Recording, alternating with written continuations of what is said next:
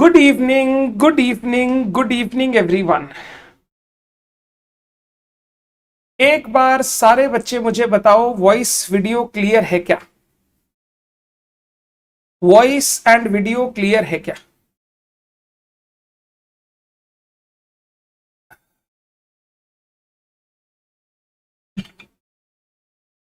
Sir मेरे group में 145 marks आए, अकाउंट्स में 55 ही आए, कुछ 1.5 मार्क्स फॉर्मेट की वजह से कट गए हैं। मैं फिर से प्रिपरेशन स्टार्ट किया हूं। राज कर ले, 145 है मतलब तू बच्चा पढ़ने वाला है तो पास भी हो जाएगा। थोड़ी सी जहां जहां पर लेक्यूना है, जहां जहां ऐसे लगता है प्रिपरेशन की कमी थी, प्रैक्टिस की कमी थी, उस पर काम कर और मॉक टेस्ट जरूर अपीयर कर। मॉक टेस्ट अपीयर करेगा तो तू अपने आप 150 क्रॉस कर जाएगा, 150 क्रॉस कर जाएगा फॉर श्योर। आज हम लोग कंसोलिडेटेड फाइनेंशियल स्टेटमेंट स्टार्ट कर रहे हैं। ये चैप्टर्स वाले पोर्शन में one of the most difficult topic माना जाता है सीए इंटर लेवल पर। बहुत सारे बच्चे तो पहले ही हार मान जाते हैं, कुछ तो क्लास ही नहीं करते हैं दोस्तों से सुनकर कि यार ये कंसोलिडेशन एग्जाम में होगा नहीं। कुछ क्लास करने के बाद प्रैक्टिस नहीं करते क्योंकि उन्हें लगता है ये बनेगा नहीं। कुछ प्रैक्टिस करने के बाद एग्जाम में क्वेश्चन आता है तो उसे अटेम्प्ट करते नहीं है क्योंकि उनको लगता है बन पाएगा या नहीं बन पाएगा।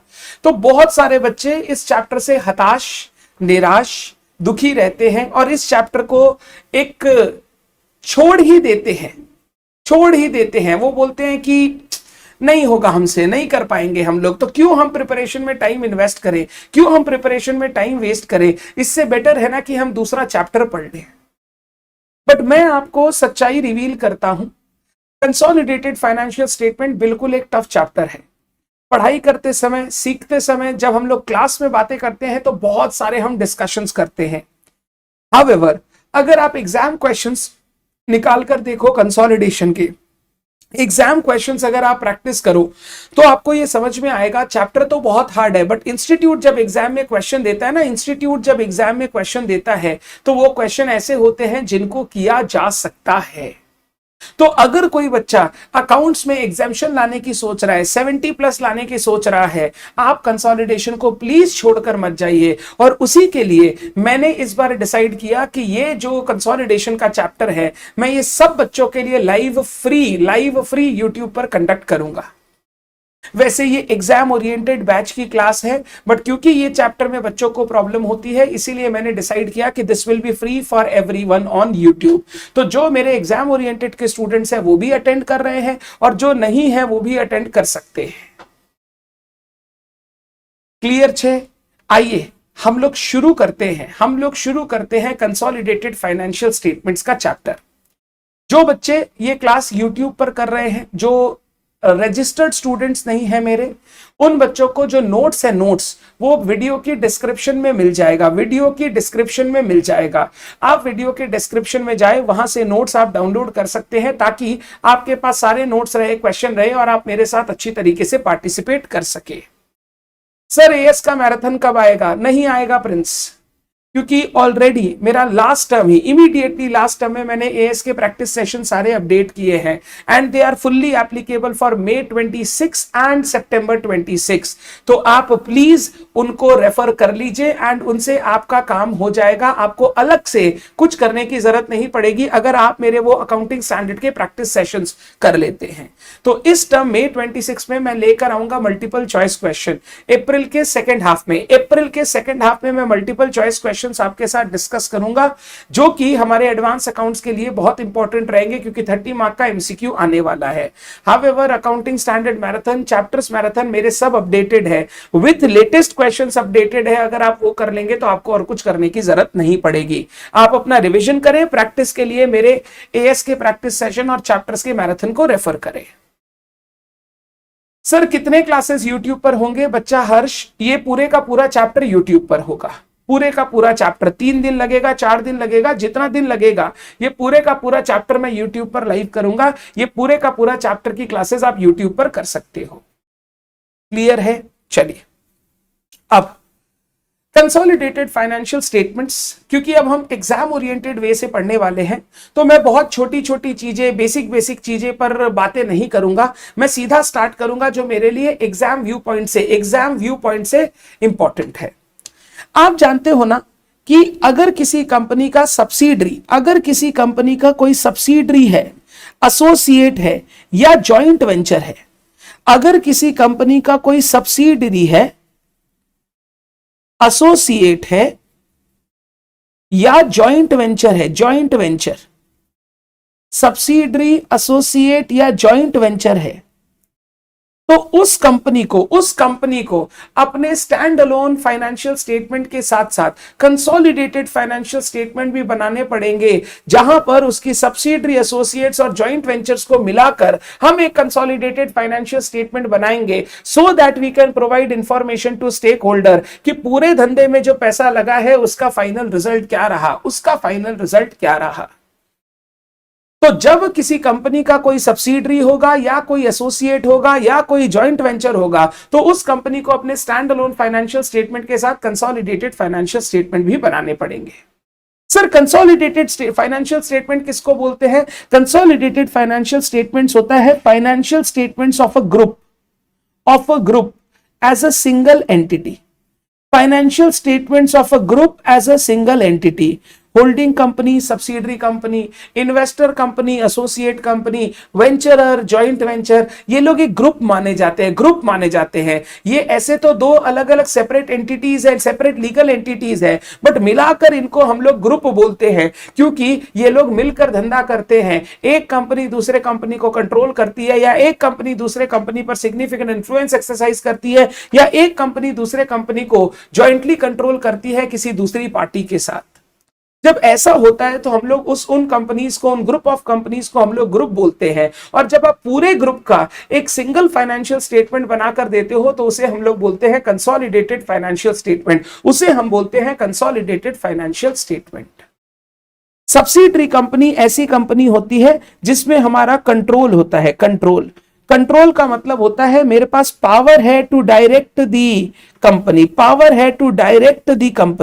उस कंपनी में क्या डिसीजन होगा, कैसे धंधा होगा, कैसे काम होगा, ये सारी चीज का डिसीजन हम लेते हैं। मेरे पास ऐसा पावर है। अगर मेरे पास ऐसा पावर है कि हम उसको जैसे चाहे वैसे कंट्रोल कर सके, जैसे चाहे वैसे उसका धंधा रेगुलेट कर सके, तो हम बोलते हैं हमारा उस सामने वाली कंपनी पर कंट्रोल है, वो हमारी सब्सिडरी, हम उसके होल्डिंग। एसोसिएट कंपनी वो कंपनी होती है जहां हमारा सिग्निफिकेंट इन्फ्लुएंस होता है। सिग्निफिकेंट इन्फ्लुएंस का मतलब होता है कि मेरे पास राइट है to participate in the financial and operational decision making. जो उस कंपनी के डे टू डे धंधे के लिए फाइनेंशियल और ऑपरेशनल डिसीजंस लिए जा रहे हैं, उनमें मेरा सिग्निफिकेंट इन्फ्लुएंस है, उनमें मेरा राइट है that I can participate in those decisions. और जॉइंट वेंचर वो होते हैं जहां पर हमारा जॉइंट कंट्रोल होता है किसी दूसरी एंटिटी के साथ। मतलब जॉइंट कंट्रोल का मतलब मैं अकेला उस बिजनेस को कंट्रोल नहीं करता, किसी दूसरे पार्टी के साथ मिलकर, हम दोनों मिलकर एक साथ डिसीजन ले सकते हैं। हम दोनों मिलकर एक साथ डिसीजन लेते हैं कि वो धंधा कैसे चलाना है, तो मैं उसको बोलता हूं जॉइंट वेंचर। तो सेक्शन 129 ऑफ कंपनीज एक्ट बोलता है अगर आपका कोई सब्सिडरी, एसोसिएट या जॉइंट वेंचर है तो आपको अपने फाइनेंशियल स्टेटमेंट्स में दो फाइनेंशियल स्टेटमेंट्स बनाकर देने होंगे, एक स्टैंड अलोन यानी you as a separate entity, and एक कंसोलिडेटेड फाइनेंशियल स्टेटमेंट आपका प्लस आपकी सब्सिडरी, एसोसिएट और जॉइंट वेंचर का।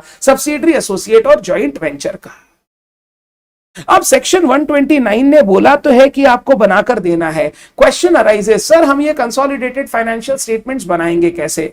बोला गया कंसोलिडेटेड फाइनेंशियल स्टेटमेंट्स बनाने के लिए जो प्रोसीजर है, जो रूल्स है, वो अकाउंटिंग स्टैंडर्ड्स में दिया हुआ है। अकाउंटिंग स्टैंडर्ड 21, कोई नहीं है, आप रख के चले जाइए, इधर अकाउंटिंग स्टैंडर्ड 21 में दिया गया है। सुनिए ना, गेट बंद कर दीजिए, नए वाला गेट बंद कर दीजिए, ढक दीजिए। हाँ, बस। अकाउंटिंग स्टैंडर्ड 21 में दिया गया है एक एंटिटी अपने सब्सिडरी कंपनी के साथ कैसे कंसोलिडेटेड फाइनेंशियल स्टेटमेंट बनाएगी। अकाउंटिंग स्टैंडर्ड 23 में दिया गया है एक कंपनी अपने एसोसिएट कंपनी के साथ कैसे कंसोलिडेटेड फाइनेंशियल स्टेटमेंट बनाएगी। अकाउंटिंग स्टैंडर्ड 27 में दिया गया है एक कंपनी अपने जॉइंट वेंचर के साथ कैसे कंसोलिडेटेड फाइनेंशियल स्टेटमेंट्स बनाएगी। तो सबसे पहले कंसोलिडेटेड फाइनेंशियल स्टेटमेंट बनाने का बात कहां लिखा गया, सेक्शन 129 ऑफ कंपनीज एक्ट। अब हमने सेक्शन 129 से पूछा ठीक है हम बना तो लेंगे बट बनाना कैसे है, तो बोला प्रोसीजर के लिए आप अकाउंटिंग स्टैंडर्ड के पास चले जाओ, जैसा एएस बोलेगा वैसे आपको अपना फाइनेंशियल स्टेटमेंट बनाना पड़ेगा। As 21 for subsidiary, as 23 for associate, as 27 for joint venture. मैंने बोला ठीक है इनको यूज करके बना तो लेंगे, इनका प्रेजेंटेशन कैसे होगा, बोला प्रेजेंटेशन होगा जैसे आप शेड्यूल 3 का फाइनेंशियल स्टेटमेंट्स बनाते हो ना, वैसे ही शेड्यूल 3 का आप यूज करके प्रेजेंटेशन फाइनेंशियल स्टेटमेंट बनाकर दोगे। यानी पीएल और बैलेंस शीट बनेगा कैसे, जैसे शेड्यूल 3 में सीखा हुआ है। बस अब कंसोलिडेशन के रूल्स सीखकर हमें कंसोलिडेटेड फाइनेंशियल स्टेटमेंट बनाने पड़ेंगे पूरे ग्रुप के। अब कोई सिंगल एंटिटी का फाइनेंशियल स्टेटमेंट नहीं बना रहा हूं, उस एंटिटी का उसकी सब्सिडरी के साथ, उसकी एसोसिएट के साथ, उसकी जॉइंट वेंचर के साथ मिलाकर मैं कंसोलिडेटेड फाइनेंशियल स्टेटमेंट रेडी कर रहा हूं, कंसोलिडेटेड फाइनेंशियल स्टेटमेंट रेडी कर रहा हूं। एग्जाम में 14 to 16 मार्क का कंसोलिडेशन आपको दिखाई देगा। एक आएगा क्वेश्चन नंबर 4, एक आएगा क्वेश्चन नंबर 4 14 मार्क्स का, ये पूरा का पूरा कंसोलिडेशन पे होगा। क्वेश्चन नंबर 4 कंसोलिडेशन पे होगा, नहीं 4 नहीं sorry, question number 5, question number 5 पूरा का पूरा कंसोलिडेशन पे होगा। इसमें 14 मार्क का कंसोलिडेटेड फाइनेंशियल स्टेटमेंट आपको दिया जाएगा। इसके साथ साथ मल्टीपल चॉइस क्वेश्चन में एक या दो छोटे छोटे क्वेश्चंस आपको कंसोलिडेशन रिलेटेड दिए जा सकते हैं, तो इसीलिए मैंने लिखा 14 to 16 मार्क का क्वेश्चन आपको दिखाई दे सकता है। अब जो सब्सिडरी के साथ कंसोलिडेशन है ये एग्जाम में 14 मार्क का आ सकता है, 14 मार्क का आ सकता है, ये 14 मार्क का एग्जाम में आ सकता है। हाउएवर एसोसिएट जॉइंट वेंचर अगर एग्जाम में आया तो 2 to 5 मार्क्स के टाइप के क्वेश्चंस आपको दिखाई देंगे, उससे बड़े क्वेश्चन आपको दिखाई नहीं देंगे फ्रॉम एसोसिएट या जॉइंट वेंचर। कभी क्वेश्चन नंबर 6 में उसको देना हुआ तो एक 4 मार्क्स का एसोसिएट का क्वेश्चन दे देगा carrying amount of investment calculate करने का। तो एसोसिएट और जॉइंट वेंचर का consolidation 2 to 4-5 marks. However subsidiary का कंसोलिडेशन से एक फुल फ्लेजेड क्वेश्चन 14 मार्क तक का आपको देखने मिल सकता है। हमारे लिए सबसे इंपॉर्टेंट इस चैप्टर में है सब्सिडरी कंपनी के साथ फाइनेंशियल स्टेटमेंट्स कैसे कंसोलिडेट करते हैं, ये सीख गए तो उसके बाद एसोसिएट और जॉइंट वेंचर बेसिक डिस्कशन है। एक बार अच्छे से डिस्कशन सुना, 2-4 क्वेश्चन एग्जाम्पल बनाया, काम खत्म। एग्जाम में वैसे ही टाइप के क्वेश्चंस आपको दिखाई देंगे, वैसे ही टाइप के क्वेश्चंस आपको दिखाई देंगे। आलोक आप टीम से बात कीजिए ना, आप टीम से बात करोगे तो वो आपको एप्लीकेशन के बारे में बता देंगे। नवीन क्लासेस 2.0 ऐप वहां पर आपको मिल जाएगा। धन्यवाद। चलिए अब सबसे पहले जो हम शुरू करेंगे वो हम शुरू करेंगे consolidated financial statements, consolidated financial statements with subsidiary. सबसे ज्यादा जो इंपॉर्टेंट है वो यही है और इसी में सबसे ज्यादा टाइम लगेगा डिस्कशन में और प्रैक्टिस करने में। एक बार ये पार्ट हमारा कंप्लीट हो गया तो उसके बाद आप समझ लीजिए एसोसिएट और जॉइंट वेंचर तो 1-1.5 घंटे का डिस्कशन है, रिवीजन होगा, क्वेश्चन बनाएंगे, काम कंप्लीट। तो सबसे पहले हम शुरू करेंगे consolidated financial statement with subsidiary. अगर मैं अपनी समरी बुक में जाऊं, जस्ट अ सेकेंड, अगर मैं अपनी समरी बुक में जाऊं तो समरी बुक में हमारा कंसोलिडेटेड फाइनेंशियल स्टेटमेंट्स का ये रहा चैप्टर। आइए एक बार पढ़ लेते हैं जितनी दूर तक मैंने आपको बात बताई, फिर हम लोग सब्सिडरी के कंसोलिडेशन में आगे बढ़ेंगे।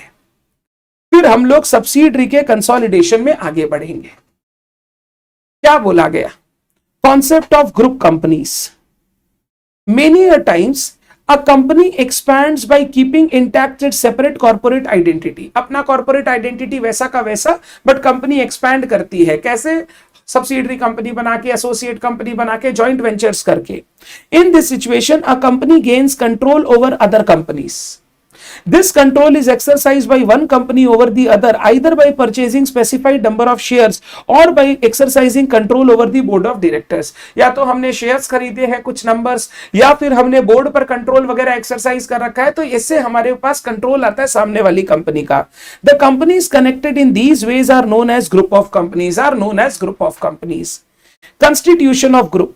ग्रुप कैसे बनता है? सबसे ऊपर होता है पेरेंट या होल्डिंग कंपनी. जो पेरेंट है, जो मेन कंपनी है, जिसने सब में पैसा लगा रखा है. इसका एक होता है सब्सिडरी कंपनी, एक एसोसिएट, एक जॉइंट वेंचर.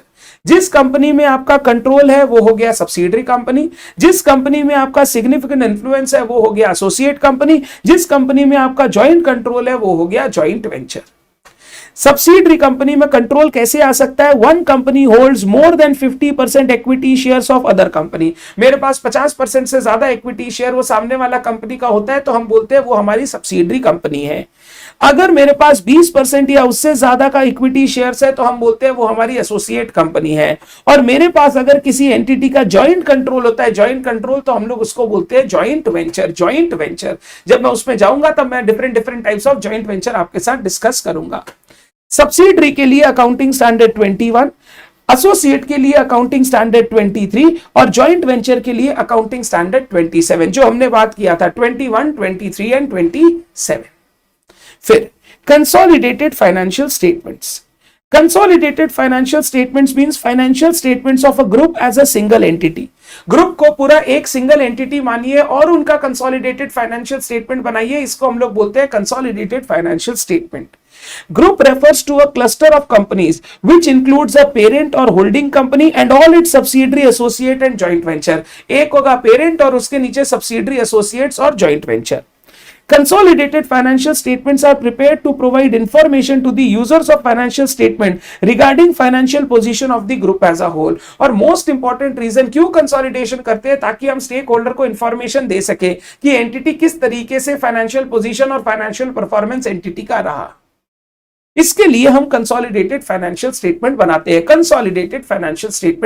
हैं. तो basic understanding consolidated financial statement की यही है.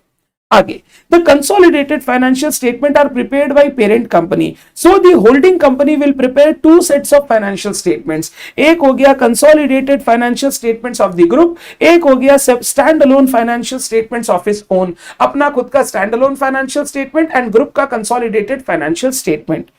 सीएफएस का प्रिपरेशन, लीगल रिक्वायरमेंट दिया गया section 129 of the companies act, format दिया गया schedule 3 of the companies act and procedure दिया गया accounting standard 21, 23, 27 depending on the type of entity. अगर सब्सिडरी है तो एएस 21, एसोसिएट है तो एएस 23 और जॉइंट वेंचर है तो 27.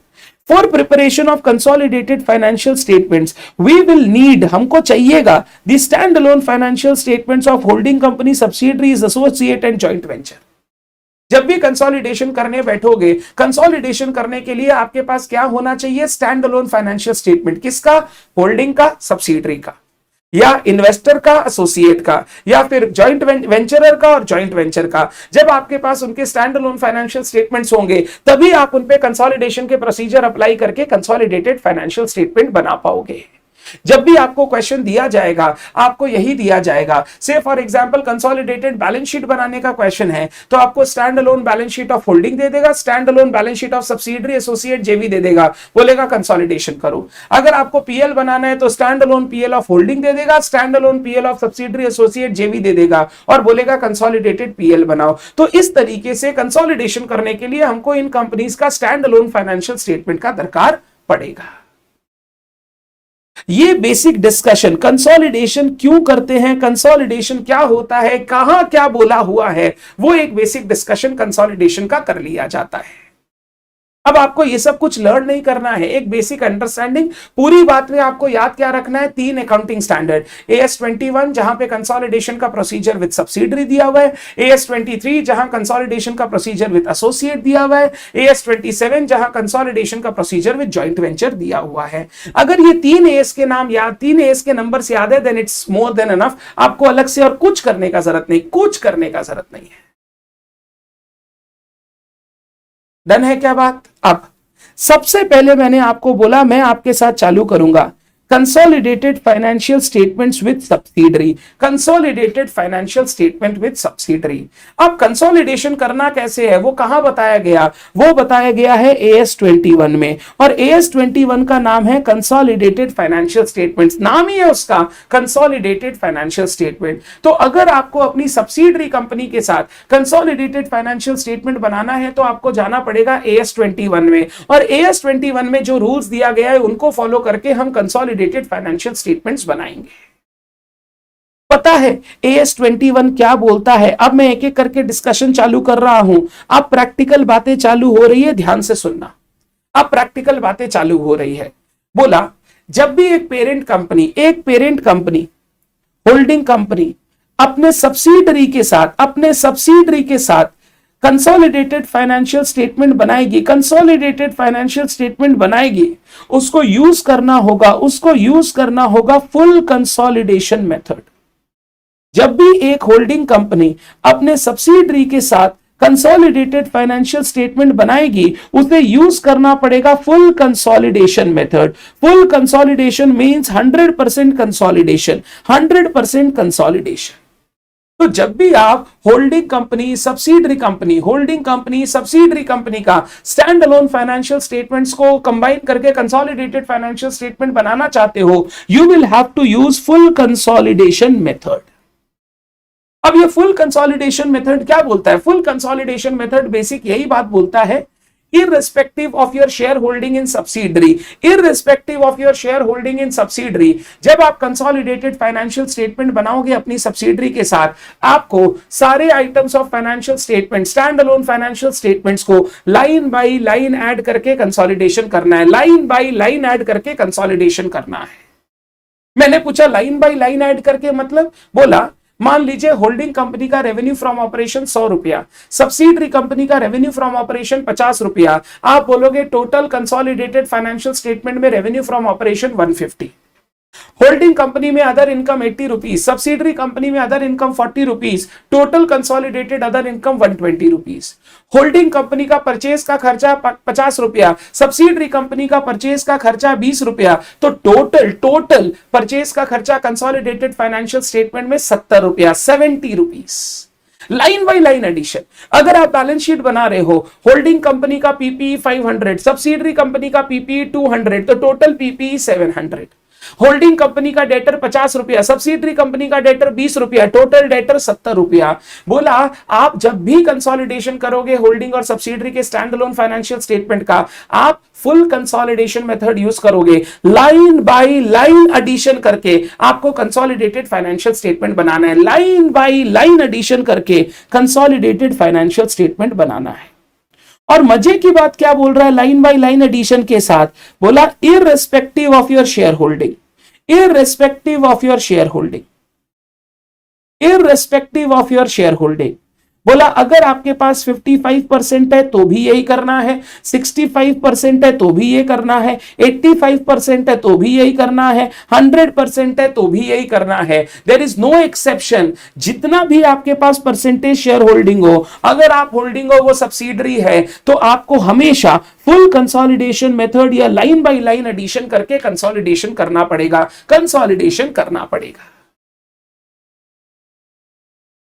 थैंक यू शिवम यार, थैंक यू। आपको हमेशा इसी तरीके से कंसोलिडेशन करना पड़ेगा। बट सर ये तो गलत है ना? गलत सही क्या है वो धीरे धीरे जब आप कंसोलिडेशन का प्रोसेस देखोगे आपको समझ में आ जाएगा। अभी पहले यही समझो AS 21 क्या बोलना चाहता है। AS 21 बोलता है होल्डिंग सब्सिडरी का जब भी कंसोलिडेशन करेंगे फुल कंसोलिडेशन मेथड यूज करेंगे, लाइन बाय लाइन कंसोलिडेशन करेंगे, लाइन बाय लाइन कंसोलिडेशन करेंगे, लाइन बाय लाइन एडिशन करेंगे। चाहे पीएल बनाओ, चाहे बैलेंस शीट बनाओ, चाहे कैश फ्लो बनाओ, कुछ भी बनाओ, लाइन बाय लाइन एडिशन कर लेना। मजे की बात यह है हमारे सिलेबस में, हमारे क्वेश्चंस में सिर्फ कंसोलिडेटेड बैलेंस शीट या कंसोलिडेटेड पीएल बनाने ही आता है, कंसोलिडेटेड कैश फ्लो नहीं आता है। तो जो चीज मेरे को तुमको सिखानी है वो यही है, consolidated PL and consolidated balance sheet. पहले बताना क्या ये बेसिक बात क्लियर है? क्या ब्रॉड क्या AS 21 का प्रोविजन क्या ये सबको क्लियर है? सारे बच्चे लिखेंगे क्लियर है या नहीं?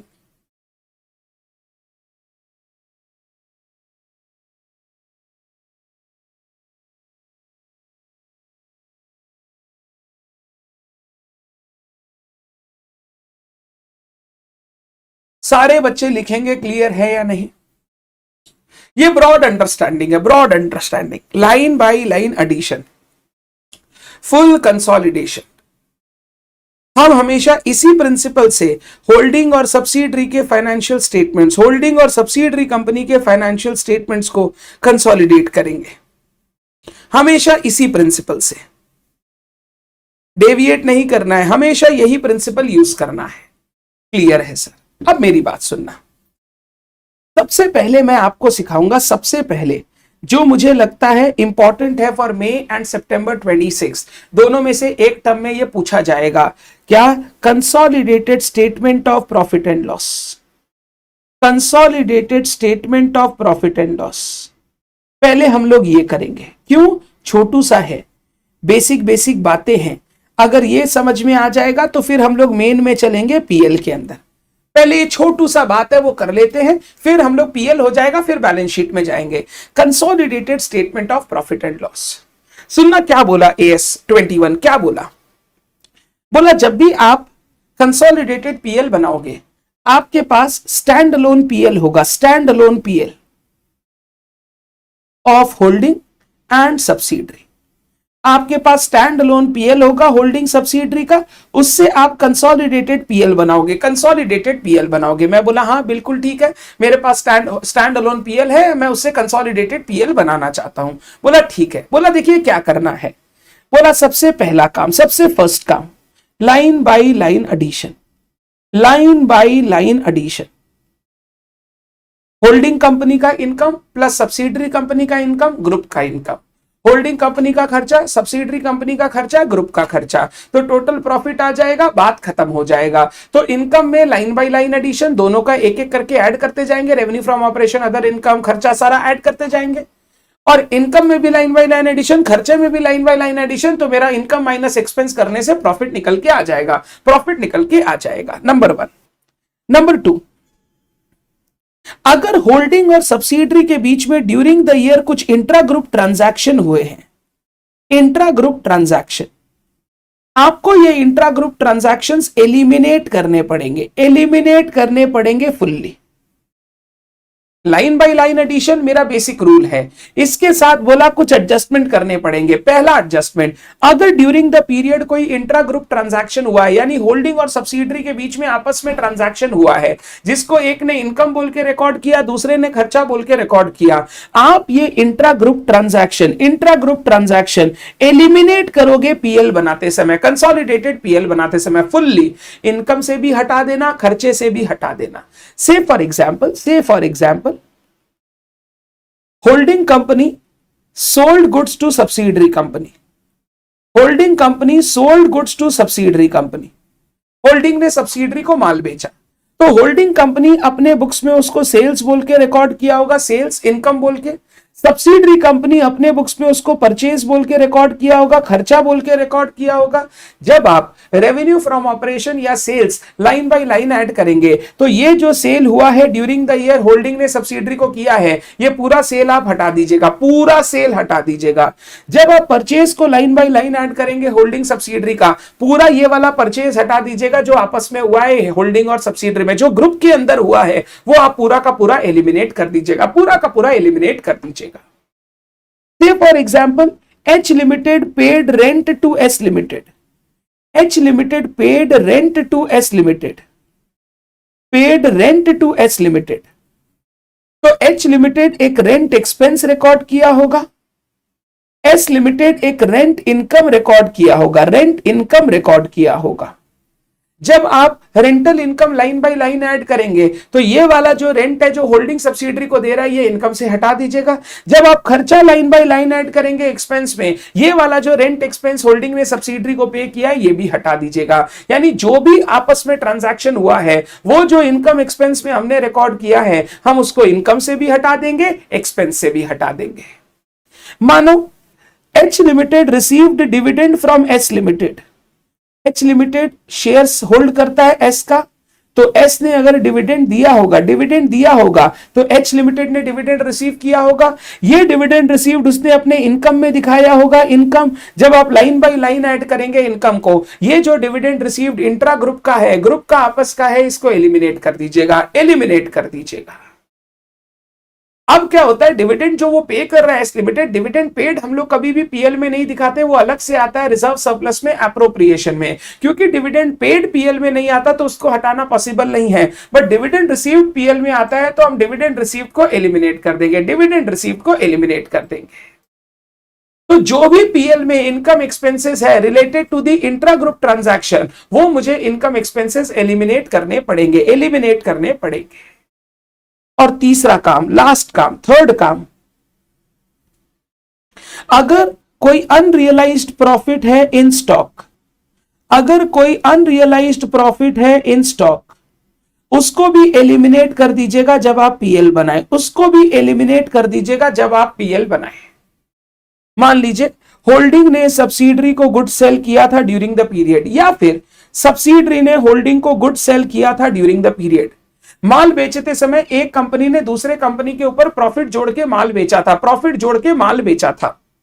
अब क्योंकि माल बेचा था प्रॉफिट जोड़ के, ध्यान से सुनना मेरी बात, अगर जिस कंपनी ने परचेज किया गुड्स, उसके पास ईयर एंड में वो स्टॉक अभी भी पड़ा हुआ है, वो गुड्स अभी भी पड़ा हुआ है, तो जब आप कंसोलिडेटेड फाइनेंशियल स्टेटमेंट बनाओगे ग्रुप का, ध्यान रखना हम लोग वो जो क्लोजिंग स्टॉक दिखा रहे हैं, उस क्लोजिंग स्टॉक के अंदर कुछ ग्रुप का प्रॉफिट इंक्लूडेड है। होल्डिंग ने सब्सिडरी को माल बेचा, होल्डिंग ने प्रॉफिट जोड़ के सब्सिडरी को बेचा, तो वो जो माल बेचा है, वो जो क्लोजिंग स्टॉक सब्सिडरी कंपनी के बुक्स में दिख रहा है, उसके अंदर होल्डिंग कंपनी का प्रॉफिट इंक्लूडेड है। बट अभी तक क्योंकि ग्रुप ने माल बेचा नहीं है, सब्सिडरी कंपनी ने माल आउटसाइडर को बेचा नहीं है, तो वो प्रॉफिट हम इंक्लूड कर नहीं सकते, वो प्रॉफिट हम दिखा नहीं सकते। तो जब आप क्लोजिंग स्टॉक का वैल्यूएशन करोगे, इस क्लोजिंग स्टॉक के अंदर जो होल्डिंग कंपनी ने अपना प्रॉफिट जोड़ के रखा है, वो प्रॉफिट आपको हटाना पड़ेगा।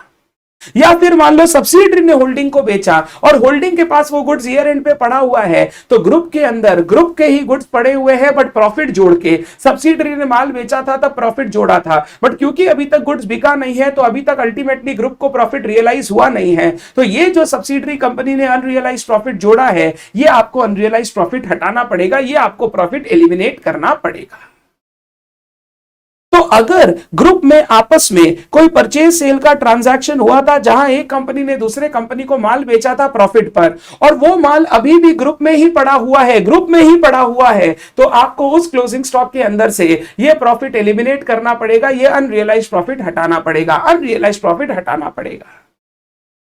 जब आप changes in inventory of WIP finish goods बनाओगे, जब आप पीएल में खर्चे में चेंजेस इन इन्वेंट्री दिखाओगे, opening stock minus closing stock, तो जो ओपनिंग स्टॉक क्लोजिंग स्टॉक के अंदर अनरियलाइज प्रॉफिट है, बेकार का प्रॉफिट जुड़ा हुआ पड़ा है जो अभी तक रियलाइज नहीं हुआ, वो प्रॉफिट आपको हटाना पड़ेगा। वो प्रॉफिट एलिमिनेट करने के बाद आप कंसोलिडेटेड प्रॉफिट कैलकुलेट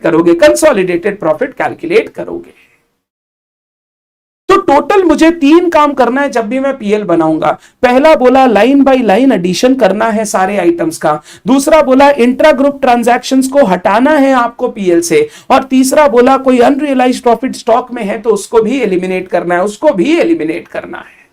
मैंने परचेज सेल तो एलिमिनेट कर दिया, अब जो क्लोजिंग स्टॉक के अंदर बेकार प्रॉफिट घुसा हुआ है, वो क्लोजिंग स्टॉक के अंदर बेकार प्रॉफिट को हटा के स्टॉक को कॉस्ट पे लाना पड़ेगा। जो ग्रुप का एक्चुअल कॉस्ट है, आप उसको प्रॉफिट पर नहीं दिखा सकते।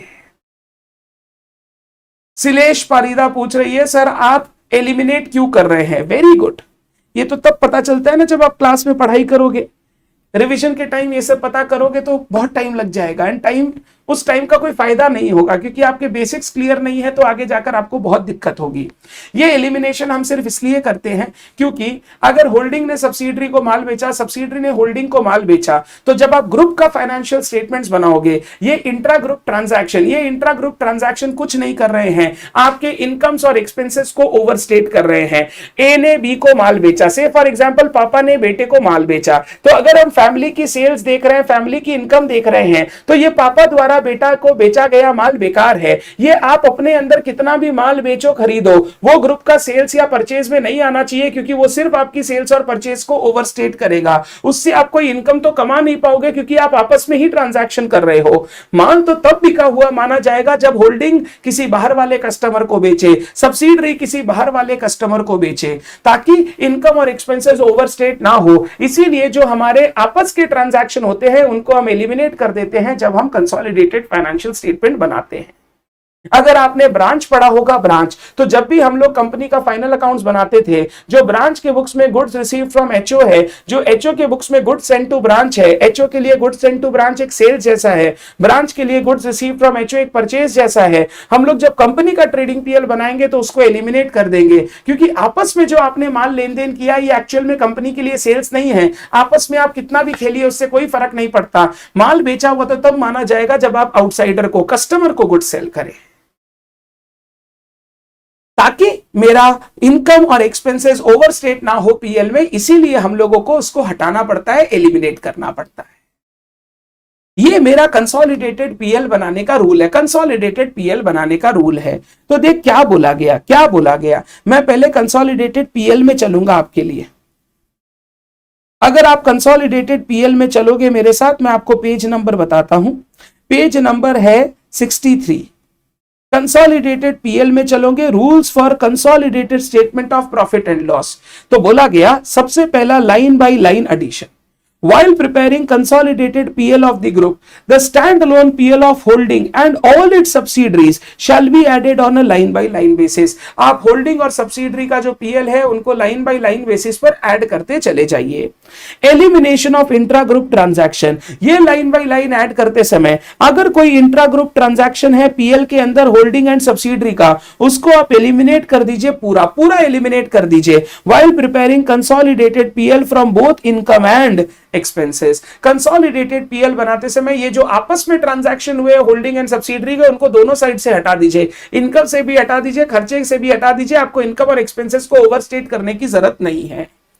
Elimination of unrealized profit in stock. Any unrealized profit in closing stock arising from intra-group transaction shall be eliminated while preparing consolidated PL। तो आपके आपस में ट्रांजैक्शन हुए हैं और कुछ गुड्स अगर उसका पड़ा हुआ है जिसके अंदर प्रॉफिट जुड़ा हुआ है, तो वो प्रॉफिट आपको एलिमिनेट करना पड़ेगा, क्योंकि अभी तक गुड्स ग्रुप में ही पड़ा है, गुड्स एक्चुअल में बिका नहीं है, तो कोई प्रॉफिट रिकॉर्ड नहीं होना चाहिए। होल्डिंग ने 100 का माल सब्सिडरी को 120 पे दिया, ये माल अभी भी सब्सिडरी के पास पड़ा हुआ है, सब्सिडरी ने अपने क्लोजिंग स्टॉक में 120 पर दिखा रखा है, बट जब ग्रुप के क्लोजिंग स्टॉक की बात करोगे तो ये 100 पर ही आना चाहिए, क्योंकि ग्रुप ने तो 100 में ही खरीदा था। 20 रुपए का जो क्लोजिंग स्टॉक ओवरस्टेट हो रहा है because of this unrealised profit, ये 20 रुपया आपको वहां से हटाना पड़ेगा, 20 रुपया हटाना पड़ेगा। इसको हम लोग बोलते हैं preparation of consolidated PL, preparation of consolidated PL. बोल मेरा बच्चा, क्या बात क्लियर है? इस बार मई 26 में, सितंबर 26 के लिए ये मेरे को पीएल बहुत इंपॉर्टेंट लग रहा है, क्योंकि कुछ टर्म से इंस्टीट्यूट बैलेंस शीट पूछ रहा है, तो हो सकता है वो कंसोलिडेटेड पीएल किसी एक टर्म में आपको दे। तो प्लीज कंसोलिडेटेड पीएल पर भी फोकस कीजिएगा, उसको इग्नोर मत कीजिएगा, इग्नोर मत कीजिएगा। आइए हम लोग एक क्वेश्चन देखते हैं, आइए हम लोग एक क्वेश्चन देखते हैं। मैं आपको क्वेश्चन में ले जाता हूं, मैं आपको क्वेश्चन में ले जाता हूं। ऑन पेज नहीं है बेटा, वो बाहर गया हुआ है। On page 71 question number 12, on page 71 question number 12। ये आपको एक कंसोलिडेटेड पीएल का क्वेश्चन मैंने दिया है ताकि एक कंसोलिडेटेड पीएल की आपकी प्रैक्टिस हो जाए। Chand limited and its subsidiary Sitara limited, Chand holding subsidiary Sitara, provided following information for the year ended 31 March 23। Year ended 31 March 23 का इंफॉर्मेशन दिया है, शेयर कैपिटल दिया है, ये तो वैसे बैलेंस शीट का आइटम है। फिनिश गुड्स इन्वेंट्री ओपनिंग दिया हुआ है, फिनिश गुड्स इन्वेंट्री क्लोजिंग दिया हुआ है, ओपनिंग स्टॉक क्लोजिंग स्टॉक दिया हुआ है, डिविडेंड इनकम दिया हुआ है, अदर नॉन ऑपरेटिंग इनकम दिया हुआ है, raw material consumed, selling distribution expense, production expense, loss on sale of investment दिया हुआ है, sales and other operating income दिया है, wages, salary, general admin overhead, royalty, depreciation, interest expense, ये सारे इनकम एक्सपेंसेस आपको दे दिया, पीएल बनाने के लिए हमें काम आएंगे। Other information, on 1 September 2020, on 1 सितंबर 2020, सुनना, चांद limited acquired 5,000 equity shares of 100 each fully paid in Sitara limited. 1 सितंबर 2020 में खरीदा गया। एक सेकेंड, अभी हमारा साल चल रहा है 2023 हमने खरीदा था 2020 में, 2020 में खरीदा था 3 साल पहले। 3 साल पहले जब खरीदा था तब ठीक है, करंट ईयर में तो वो पूरे साल भर मेरा सब्सिडरी है। 1 अप्रैल 2022 से लेकर 31 मार्च 23 वो पूरे साल मेरा सब्सिडरी है। अगर पूरे साल मेरा सब्सिडरी है तो उसका पूरा इनकम और एक्सपेंस मैं कंसोलिडेट करूंगा।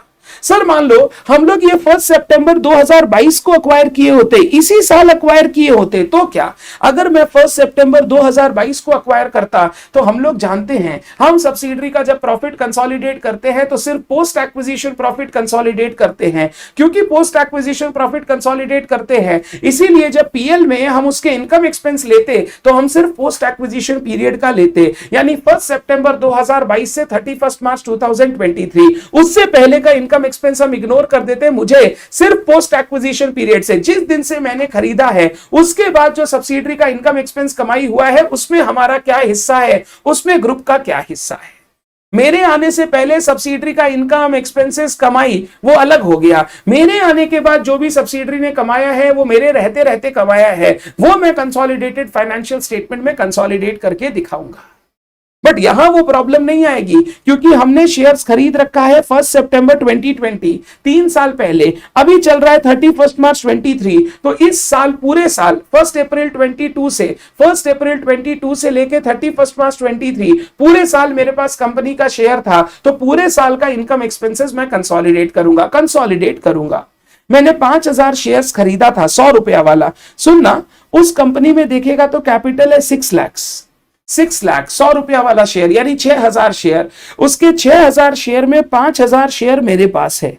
तो अगर मेरी कोई होल्डिंग इंटरेस्ट जानना चाहे मेरे पास कितना परसेंटेज शेयर होल्डिंग है, तो मैं ऐसे बोल सकता हूं 5/6, या अगर किसी को परसेंटेज में जानना है तो 5/6 इंटू 100, 83.33%, 83.33% ऑफ दी शेयर्स मेरे पास है। हो चाहे 83.33% ही, रूल तो बोलता है कि आपको फुल कंसोलिडेशन करना पड़ेगा, सारे इनकम सारे एक्सपेंस पूरे 100% कंसोलिडेट होंगे। आपको 83.33 को इनिशियली देखने की जरूरत नहीं है। डन। आगे, Sitara limited paid a dividend of 10% for the year ended 31 March 22। The dividend was correctly accounted by Chand limited. Last year के लिए 2021-22 के लिए डिविडेंड दिया है। मैंने तो शेयर 2020 में ही खरीद लिया था, तो ये 2021-22 का डिविडेंड पोस्ट एक्विजिशन डिविडेंड है। पोस्ट एक्विजिशन डिविडेंड हम जानते हैं कहां जाना चाहिए, पीएल में जाना चाहिए। चांद लिमिटेड ने पीएल में इनकम दिखा लिया। अब ये एक हो गया इंट्रा ग्रुप ट्रांजैक्शन। सितारा ने अपने 6 लाख के कैपिटल पर डिविडेंड दिया, 6 लाख में से 5 लाख का कैपिटल चांद के पास है, तो चांद को उसके ऊपर डिविडेंड मिला होगा। ये जो चांद को डिविडेंड मिला है ये एक इंट्रा ग्रुप ट्रांजैक्शन है। आपको इसको एलिमिनेट करना पड़ेगा जब आप लाइन बाय लाइन एडिशन करोगे। Chand limited sold goods of rupees 1,75,000 to Sitara at a profit of 20% on selling price. 1,75,000 का गुड्स बेचा था, तो ये इंट्रा ग्रुप ट्रांजैक्शन है, मुझे हटाना पड़ेगा। Inventory of Sitara limited includes goods of 70,000 received from चांद लिमिटेड। अभी भी सितारा के इन्वेंट्री में 70,000 का गुड्स पड़ा हुआ है, ये वाला 70,000 का गुड्स पड़ा हुआ है, और उस पे चांद ने प्रॉफिट जोड़ा था 20% ऑन सेलिंग प्राइस, तो 70,000 का 20%, 14,000 हो गया अनरियलाइज्ड प्रॉफिट। जब मैं लाइन बाय लाइन एडिशन करूंगा मुझे ये 14,000 का बेकार प्रॉफिट हटाना पड़ेगा। चांद ने सबसे होल्डिंग कंपनी ने बेचा है क्या, गुड्स बेचा है सब्सिडरी कंपनी को। अगर होल्डिंग कंपनी ने सब्सिडरी कंपनी को गुड्स बेचा है प्रॉफिट जोड़ के, और सब्सिडरी कंपनी के पास अभी भी वो स्टॉक पड़ा हुआ है, तो उस स्टॉक के अंदर ये बेकार प्रॉफिट जुड़ा हुआ है, आपको ये प्रॉफिट एलिमिनेट करना पड़ेगा, विच इज 14,000। आगे, selling distribution expense of Sitara include 21,250 paid to Chand as brokerage fees.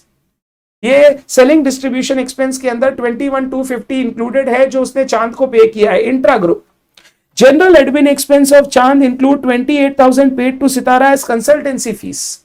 वापस intra group, Sitara limited uses some resources of Chand, Sitara paid 5,000 to Chand as royalty. Intra group, ये सब इंट्रा ग्रुप ट्रांजैक्शन है। Consultancy fees, royalty, brokerage received is to be considered as operating revenue. बोल रहा है ये सब चीजें ऑपरेटिंग रेवेन्यू हमने कंसीडर की है। तो जो sales and other operating revenue है ना, sales and other operating revenue, उसके अंदर ये सारा चीज इंक्लूडेड है। हमको इसको एलिमिनेट करना पड़ेगा, एलिमिनेट करना पड़ेगा। मेरे को बोल रहा है prepare consolidated statement of profit and loss of Chand and its subsidiary Sitara for 31 March 23। हमको दोनों का कंसोलिडेटेड पीएल बनाना है, दोनों का कंसोलिडेटेड पीएल बना के देना है। आइए शुरू करते हैं। Answer to question 12। Answer to question 12 on page 71। मैं सबसे पहले लिखूंगा चांद लिमिटेड जो होल्डिंग कंपनी है, ब्रैकेट में लिखूंगा ग्रुप। मैं बना रहा हूं consolidated PL for the year ended 31st March 2023। For the year ended 31st March 2023, particulars, notes, amount। particulars, notes, amount। Amount सारा नॉर्मल है तो मैं भी नॉर्मल रुपीज में लिख रहा हूं। Particulars, notes, amount.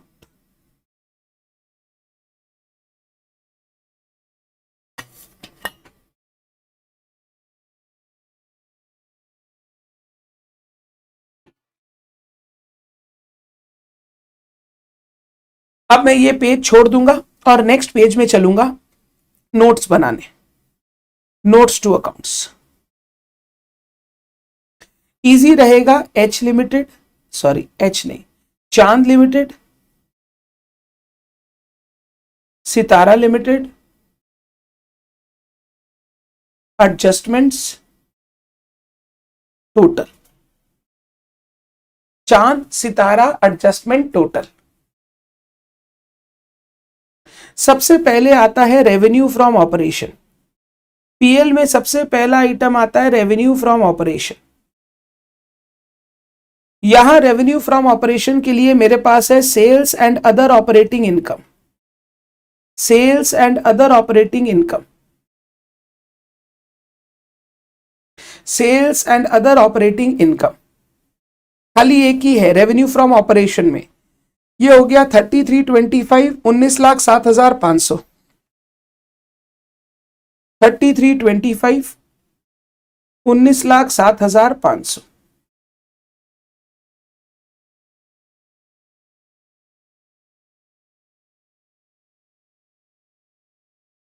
Sir negative marking हो रहा है फॉर्मेट को लेके, क्या करें? फॉर्मेट बनाएं। जब आपको पता चल रहा है कि आपका मार्क्स कहां जा रहा है तो उस पर फोकस करें। और क्या बोलूं मैं, टोटल लिख देता हूं 3325 प्लस 19,07,500, 52,32,500। अभी इसमें से एलिमिनेशन करना है, लेस, एक एक करके। जो इंट्रा ग्रुप ट्रांजैक्शन है, डिविडेंड वाला अभी नहीं आएगा, गुड्स वाला आएगा। Goods sold by Chand to Sitara, goods sold by Chand to Sitara, कोई भी बेचे, ये इंट्रा ग्रुप का ट्रांजैक्शन है। 1,75,000, 175।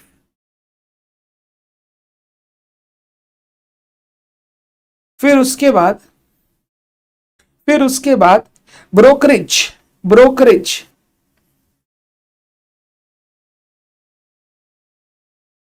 ब्रोकरेज फीस, ये सब अदर ऑपरेटिंग इनकम में इंक्लूडेड है। बोला है they are included in operating revenue, 21,250।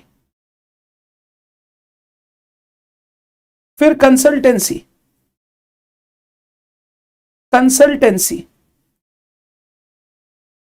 28,000।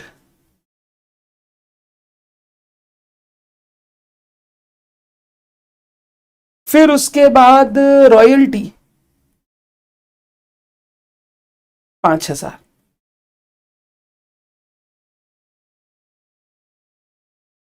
तो अगर मैं टोटल कर लू, टोटल, तो मेरा सेल्स आ जाएगा 52,32,500 माइनस 175 माइनस 21,250 माइनस 28,000 माइनस 5,000, 50,03,250, 50,03,250। अगर आप एक ही ग्रुप दे रहे हो तो आप दे सकते हो बच्चे, पढ़ाई कीजिए, अभी भी 1 महीना 7-8 दिन के आसपास है, पढ़ाई कीजिए, मेहनत कीजिए। ऐसे भी आप नहीं देंगे तो हो सकता है आप पढ़ेंगे ही नहीं अभी, तो बेटर है आप एग्जाम के लिए अपीयर करें। Number 2, other incomes. Other incomes, other income में एक तो है ये डिविडेंड इनकम। Dividend income 168,43,750, 168,43,750।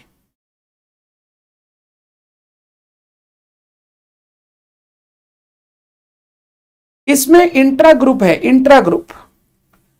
उसने दिया था 10% डिविडेंड, सितारा ने दिया था 10% डिविडेंड, तो चांद को मिला होगा 10%, 5 लाख पे 10%, 5,000 शेयर 100 रुपया वाला, तो 5 लाख पे 10%, 50,000 होगा। 5 लाख पे 10%, 50,000। ये सितारा ने, अब चांद ने अपनी इनकम में रिकॉर्ड किया होगा। सितारा ने पेमेंट किया है तो चांद ने अपनी इनकम में लिखा होगा, तो हमको हटाना पड़ेगा। ये इंट्रा ग्रुप है, इंट्रा ग्रुप हटाना पड़ेगा। इसके साथ साथ कुछ अदर नॉन ऑपरेटिंग इनकम्स भी है, अदर नॉन ऑपरेटिंग इनकम।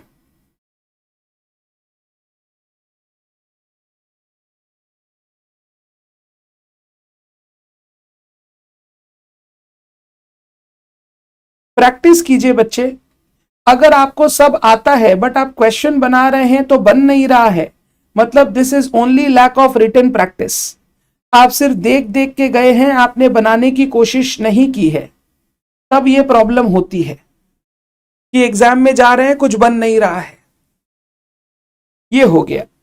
एक दिया हुआ है loss on sale of investment. Generally profit और loss on sale of investment हम नेट करके अदर इनकम में दिखा देते हैं, बट इंस्टीट्यूट ने अपने आंसर में इसको अदर एक्सपेंस में ही दिया है, तो आप उसी में दिखा दीजिएगा, बेटर रहेगा, कोई क्लैश नहीं होगा आप लोगों के थॉट्स का। तो आप उसको अदर एक्सपेंसेस में भी दिखा सकते हैं।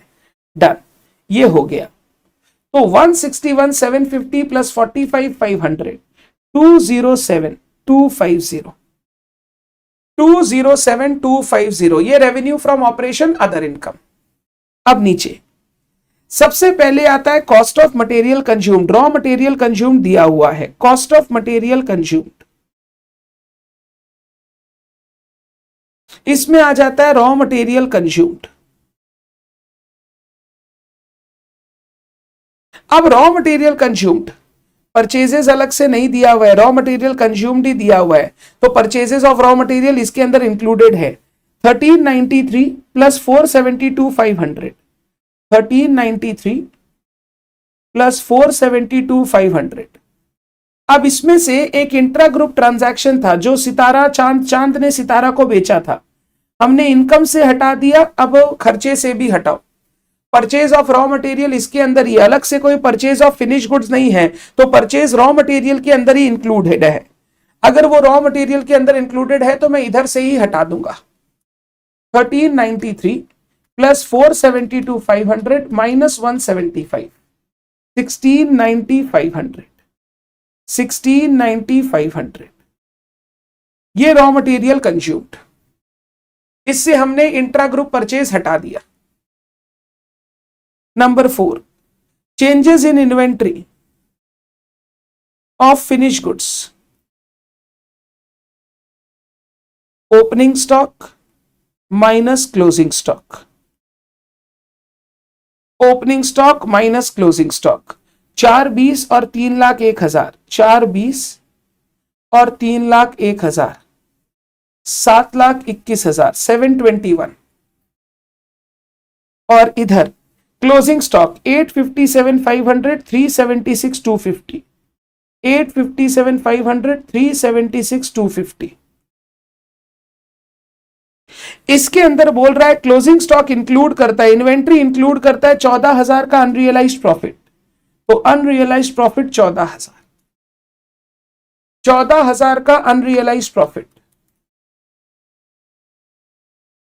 1219750, 14,000 का अनरियलाइज्ड प्रॉफिट।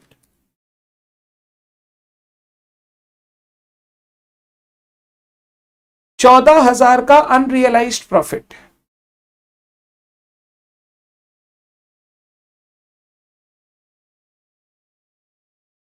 $70,000 का 20%, सामने वाली कंपनी ने माल बेचा था तो 20% प्रॉफिट ऑन सेल जोड़ा था। तो ये 70,000 जो सितारा का कॉस्ट है, this is selling price of चांद, तो 70,000 पे 20%, 14,000 का अनरियलाइज्ड प्रॉफिट हमने स्टॉक से हटा दिया, माइनस कर दिया स्टॉक से। फिर opening stock minus closing stock किया तो मेरा काम हो गया।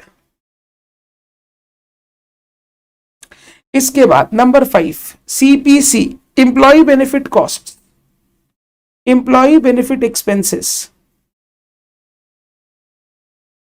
इसमें एक शायद वेजेस सैलरीज दिया हुआ है, वेजेस सैलरीज 13,30,245, 13,30,245, तो 1575, 1575।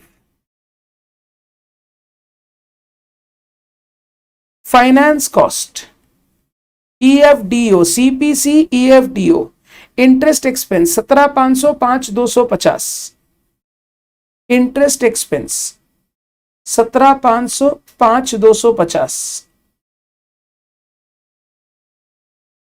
तो total 22,750, 22,750। Depreciation and amortisation, depreciation and amortisation expense, depreciation 31,500, 14,000, 45,500, 45,500,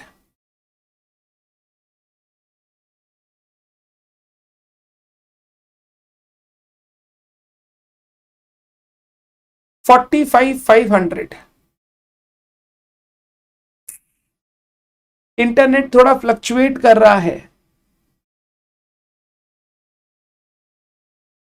मौसम खराब हो गया है क्या?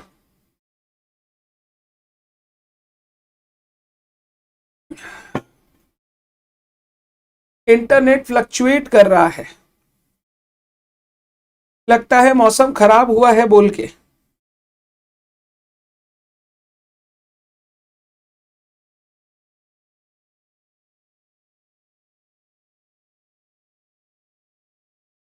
एक बार ठीक हो जाए तो मुझे बताओ।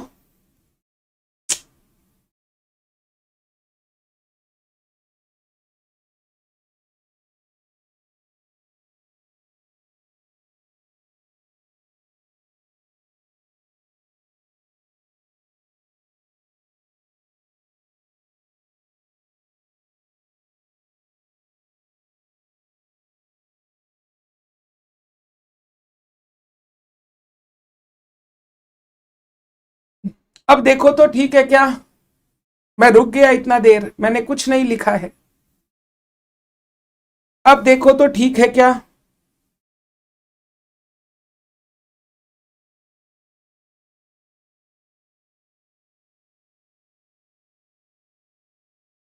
मेरे हिसाब से अब थोड़ा बेटर हुआ है।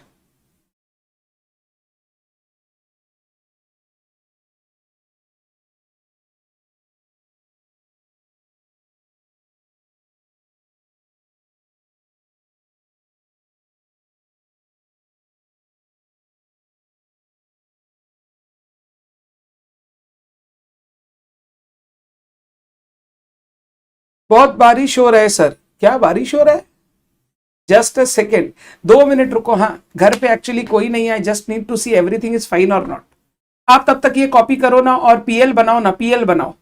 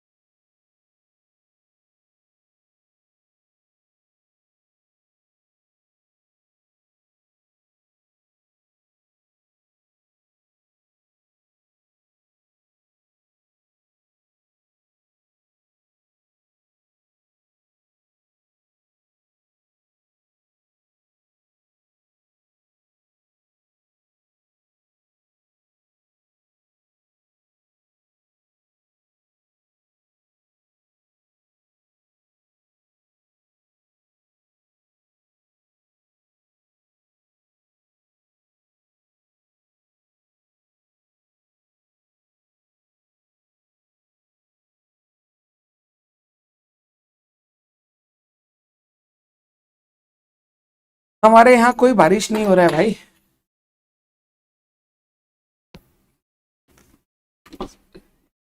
शिलेश ने डरा ही दिया था। मुझे लगा घर में कुछ खुला रह गया तो मम्मी आके मुझे तो एकदम बोलेगी, बेटा तुम्हें घर छोड़ के गई थी, घर का ध्यान रखना। और तुमने क्या ध्यान रखा है बेटा, क्या ध्यान रखा है।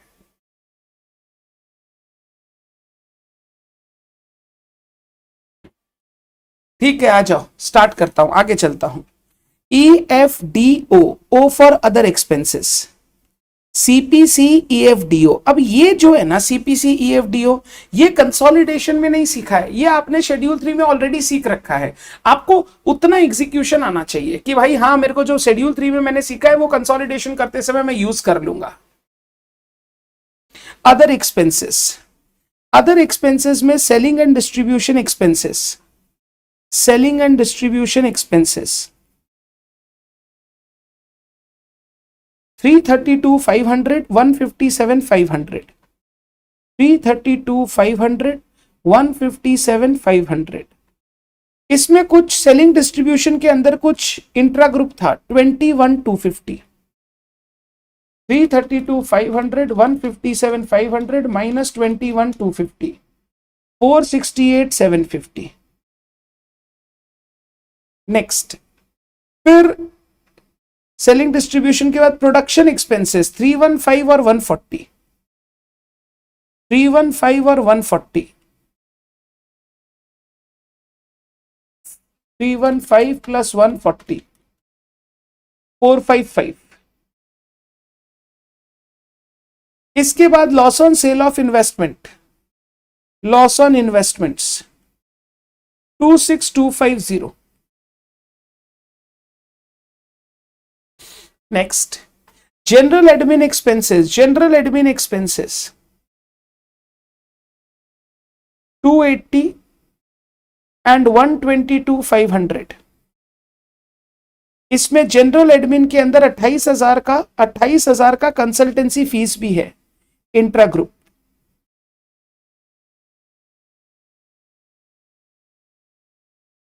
$374,500, 374,500। फिर रॉयल्टी पेड 5,000, ये रॉयल्टी भी इंट्रा ग्रुप है, तो नील 5,000, 5,000 ये हट जाएगा, ये हट जाएगा। मम्मी गेट बंद कर दिया। 468,750, फोर मेरे अंदर है, 455, 26,250, 374,500, 13,24,500, 13,24,500। ये सारे आइटम्स हो गए, सारे आइटम्स हो गए। चेक कर लो आराम से,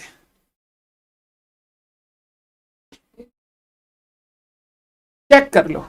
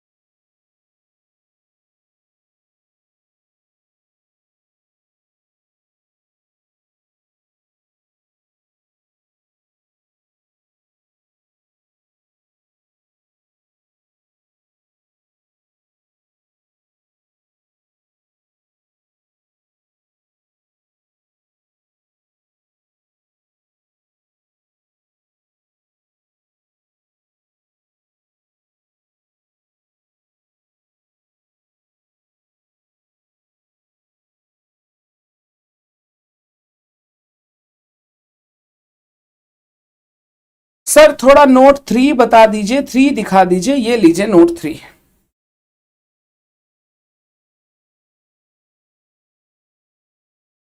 ये हमारा कंसोलिडेटेड पीएल रेडी हो गया है। एक बार प्लीज आप चेक कर लो। क्लियर है तो मुझे बताओ, क्लियर है? क्लियर है तो मुझे बताओ, क्लियर है?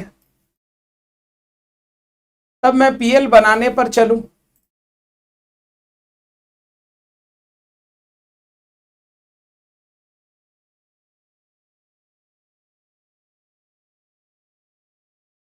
तब मैं पीएल बना लूं।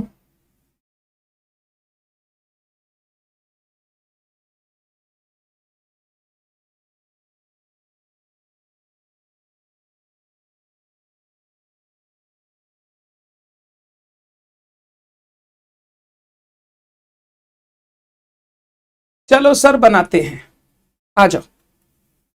Number A, income, revenue from operation, other income. Figures आप लिखेंगे, मैं नहीं लिखने वाला हूं। नीचे से कॉपी करने हैं फिगर्स, नीचे से कॉपी करने हैं फिगर। एक्सपेंसेस में cost of materials consumed, in inventory of finish goods, changes in inventory of finished goods, employee benefit expenses,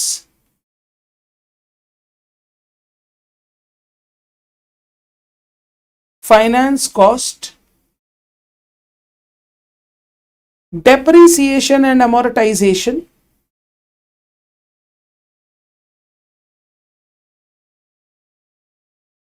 other expenses।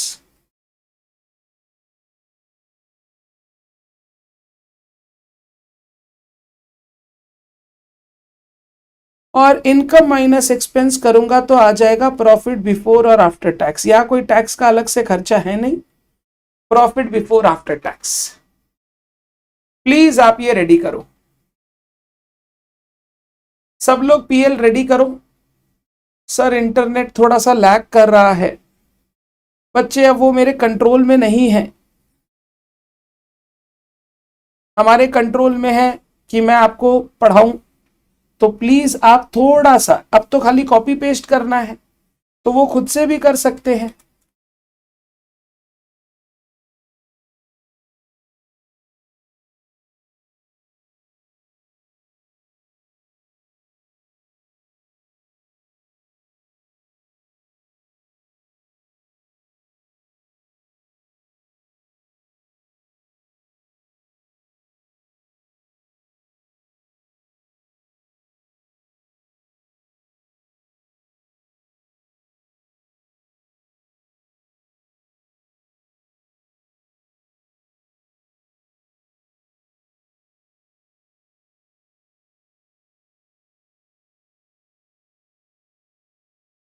ये मुझे खाली फिगर्स कॉपी करने थे, मैंने फिगर्स कॉपी कर दिए।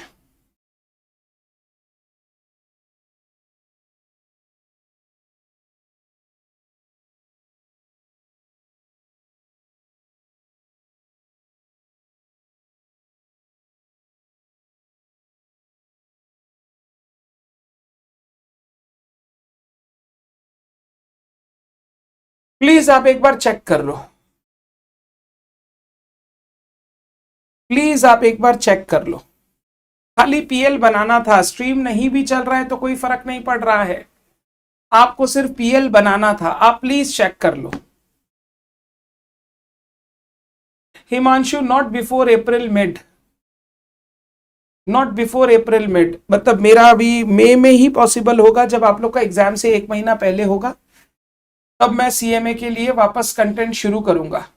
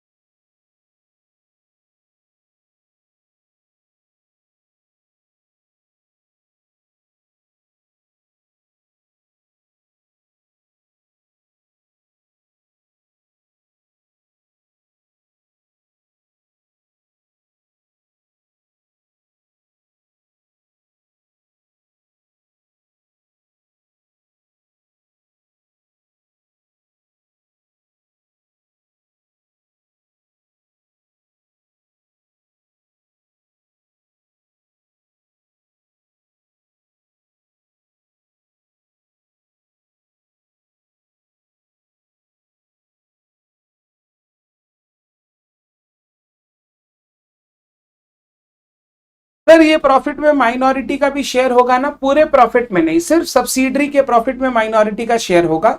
दो वो सब आपको कैलकुलेट करके नहीं दिखाना होता है, इंस्टीट्यूट अपने आंसर में भी नहीं देता है।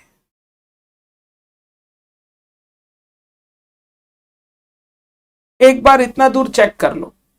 देखो दो चीजें मैं बोल रहा हूं जो आईसीएआई और थॉट प्रोसेस में थोड़ा सा differential of investment, loss on sale of investment वो कभी अदर एक्सपेंसेस में दिखाते हैं, ये आप अदर इनकम में भी दिखा सकते हो एज ए नेगेटिव फिगर। ये आप अदर इनकम में दिखा सकते हो as a negative figure. Normally बोला जाता है profit loss on sale of investment, profit loss on sale of fixed asset, ये नेट करके अदर इनकम में ही दिखा दिए जाए, तो ये आप अदर इनकम में भी दिखा सकते हो। एंड नंबर बी, वो क्या करते हैं, प्रोडक्शन एक्सपेंसेस जो है ना, प्रोडक्शन डायरेक्ट एक्सपेंसेस बोल के रॉ मटेरियल कंज्यूम्ड में ऐड कर देते हैं, रॉ मटेरियल कंज्यूम्ड में ऐड कर देते हैं। अगर कोई करना चाहे कि मुझे आईसीआई जैसा हु फॉलो कर सकता है, ये फॉलो कर सकता है कि प्रोडक्शन एक्सपेंसेस को वो कंज्यूम्ड के साथ ऐड कर दे। वैसे शेड्यूल 3 में ऐसा बोला हुआ नहीं है, रॉ मटेरियल कंज्यूम में रॉ मटेरियल कंज्यूम्ड आता है, ये production expenses, admin expenses, selling distribution expenses, ये सब जाते हैं, एब्सोल्यूट करता है, आईसीएआई करता है। अगर आप ये करना चाहो तो आप भी ये कर सकते हो, आप भी ये कर सकते हो। जैसे बहुत बच्चे को अब डर लगने लगा है, सर मुझे तो एकदम इंस्टीट्यूट का आंसर ही लिखना है क्योंकि वो मार्क्स ही नहीं देते हैं। अगर किसी को ऐसे मन में है तो वो ये कर लेना, ये कर लेना।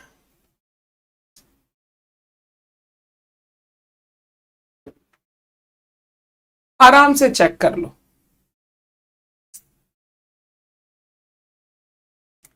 नेट फ्लक्चुएट कर रहा है, अब इसका क्या किया जाए मुझे पता नहीं है।